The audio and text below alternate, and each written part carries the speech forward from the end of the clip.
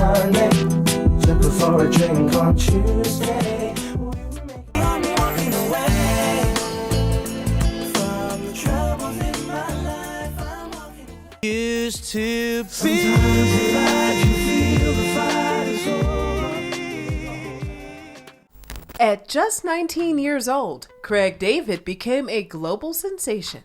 His debut album, Born to Do It, topped charts worldwide, making him one of the youngest British male solo artists to achieve international acclaim. With hits like Fill Me In and 7 Days, Craig was at the pinnacle of the music world. But as quickly as he rose to fame, his career took an unexpected turn. From being a chart-topping artist to facing ridicule, Craig David's journey has been a tale of extraordinary highs, challenging lows, and remarkable reinvention. So, what really happened to Craig David? Craig Ashley David was born on May 5, 1981 in Southampton, England, as the only child of a Jewish mother and an Afro-Grenadian father. Although his parents separated when he was 8, Craig described his childhood as loving and supportive. "I didn't even really know that they'd broken up properly," he shared in an interview. "They kept things secure for me, and I always felt grounded." Music played a central role in Craig's life from an early age. His mother introduced him to artists like Stevie Wonder and Michael Jackson, while his father's reggae background brought the sounds of Barrington Levy and Sanchez into the mix. A member of the reggae band Ebony Rockers, Craig's father often took him to local nightclubs, immersing him in the vibrant world of live music and performance. By his teens, Craig had already begun to demonstrate his talent as a songwriter and performer. At just 14, he won a songwriting contest, and his track, I'm Ready, was recorded by the British R&B group Damage as a B-side. I'm ready. Around the same time, Craig met Mark Hill, one half of the UK garage duo Artful Dodger. Their collaboration marked a turning point in Craig's career. Together, they produced Rewind. The crowd say Bo Selecta, a massive UK garage hit that introduced Craig to a wider audience and set the stage for his solo career. Rewind. When the crowd say Bo Selecta. Following the success of Rewind, Craig's career took off. In 2000, he released his debut album, Born to Do It, which quickly became a classic. The album topped the UK charts and reached number 11 on the US Billboard 200, an impressive feat for a debut artist. The lead single, Fill Me In, reached number 1 in the UK and climbed to number 15 on the US Billboard Hot 100, earning Craig his first Grammy nomination. Midnight return, jacuzzi turned on, can you feel me? The follow-up single, 7 Days, performed even better, breaking into the US Top 10 and topping charts in multiple countries. Monday, took her for a drink on Tuesday. Its smooth mix of R&B and storytelling established Craig as an international star. Walking Away, the album's third single, secured a top 5 spot in the UK, further solidifying the album's status as a genre-defying masterpiece. I'm walking away from the troubles in my life. I'm walking away. With Born to Do It, Craig not only dominated the charts, but also redefined British R&B for a global audience. The album sold millions of copies worldwide, earning him comparisons to legendary performers and establishing him as one of the most promising talents of his generation. However, with fame came increasing pressure. When Craig released his second album, Slicker Than Your Average, in 2002, it showcased hits like What's Your Flavor, Rise and Fall, a duet with Sting, and Hidden Agenda. What's your flavor? Tell me what's your flavor? Used to be. Sometimes in life you feel the fight is over. What is what you Girl, I know it. While the album was successful, it didn't quite match the groundbreaking impact of his debut. Critics began questioning whether Craig could sustain his initial momentum, and his relationship with the media started to show signs of strain. Things took a darker turn in 2002 with the premiere of the British comedy show Bo Selecta. Bo Selector, Bo Selector. Monday morning, I woke up to find I'd had my recurring dream again.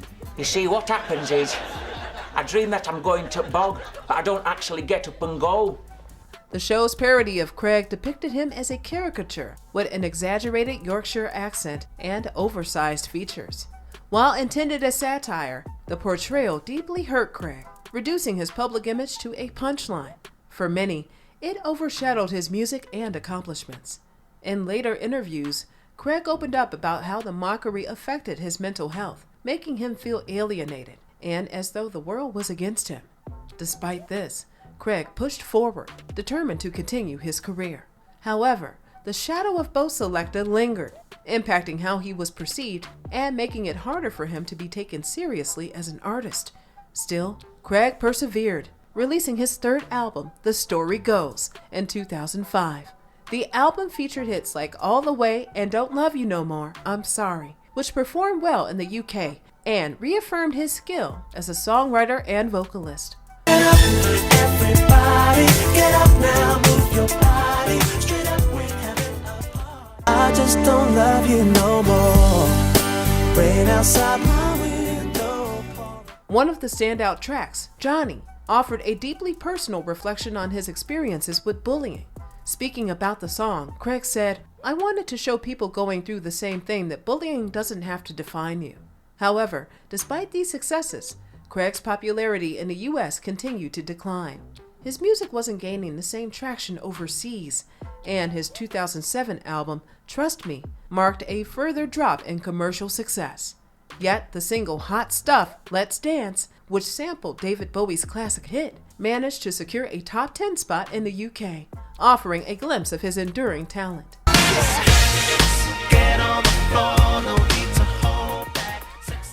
During this period, Craig also faced significant personal challenges.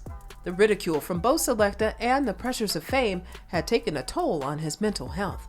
Seeking a fresh start, Craig moved to Miami, where he embraced a new lifestyle.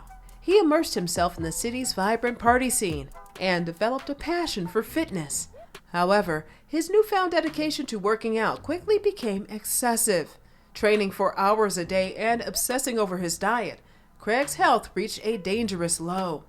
Reflecting on this time, he shared, "It went from one extreme to another.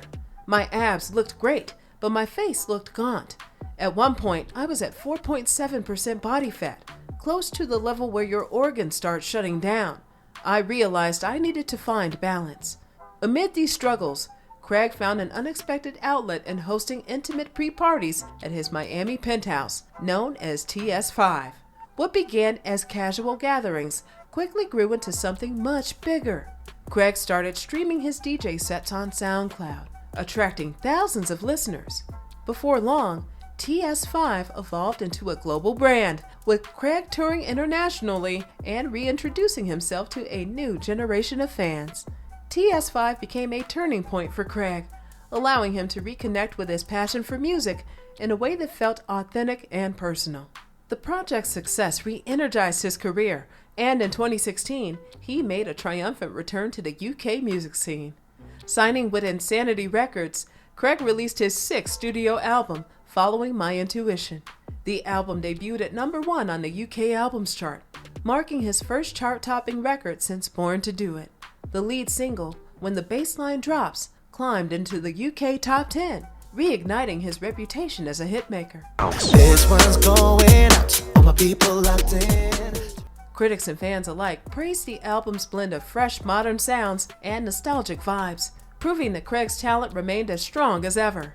2 years later, in 2018, Craig released The Time Is Now, which debuted at #2 on the UK Albums Chart. The album's standout single, I Know You, featuring Bastille, became his highest charting track in over a decade, peaking at #5 in the UK. I know you know me too. This era of Craig's career was defined by reinvention. He successfully adapted to modern trends while staying true to the R&B roots that made him famous. Craig also began to reflect more openly on his journey. In 2022, he published his memoir, What's Your Vibe?, offering a mix of personal insights and life lessons. The book, part memoir and part self-help, explored themes of resilience, self-discovery, and overcoming adversity. It showcased Craig's evolution from a young superstar navigating fame to a seasoned artist with wisdom to share. Craig's journey wasn't just about reclaiming his music career. It was about rediscovering himself. In 2024, he revealed that he had been celibate for 2 years, a decision he made to heal emotionally and focus on personal growth. Without the distractions of intimacy, Craig said he found a renewed creative spark, which brought him back into the studio. "I wanted to start from a good place," he explained, "and this time, I'm ready to build something meaningful." This creative revival led to the release of his latest single, In Your Hands, a deeply emotional track inspired by the children's song He's Got the Whole World in His Hands. The song delivered a message of hope and resilience, resonating with fans during uncertain times. You got the whole world in your hands. You got the whole. Craig's focus on positivity extends to his upcoming projects, including his 9th studio album, Commitment, set for release in 2025. To support the album, Craig will embark on a UK arena tour with plans to take the show to international audiences. He's described this phase of his career as the most exciting yet, combining decades of experience with a renewed sense of purpose. Reflecting on his legacy, Craig said, "I hope I've been able to make lasting memories that bring people together. If I've done that, then this whole journey has been worth it." From his meteoric rise to his struggles with public perception, Craig David's story is one of resilience and reinvention. Through it all, he's remained true to his passion for music and his commitment to personal growth.